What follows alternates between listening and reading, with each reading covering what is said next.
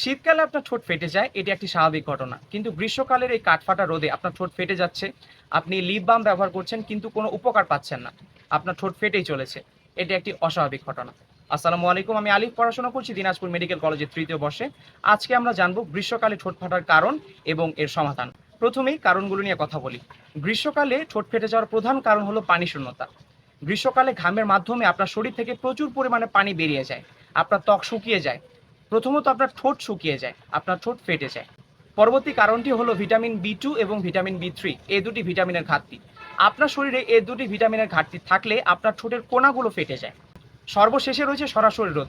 আপনার ঠোঁটে যখন সরাসরি রোদ পড়ে, সূর্যের ইউভি রশ্মি আপনার ঠোঁটের আর্দ্রতা টেনে নেয়, আপনার ঠোঁট পুড়ে যায়, শুকিয়ে যায় এবং ফেটে যায়।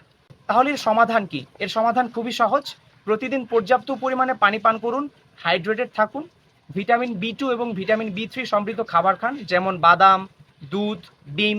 এসপিএফ যুক্ত লিপ বাম ব্যবহার করুন। এসপিএফ হলো সান প্রোটেক্টিং ফ্যাক্টর। এবং রাতে ঘুমানোর আগে কিছু পরিমাণে নারকেল তেল আপনার ঠোঁটে লাগিয়ে ঘুমান।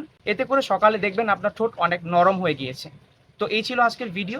ভিডিওটি ভালো লাগলে অবশ্যই শেয়ার করে দেবেন এবং এ ধরনের স্বাস্থ্য বিষয় টিপস পেতে অবশ্যই পেজটি ফলো দিয়ে রাখবেন। Thanks for watching the video. আসসালামু আলাইকুম।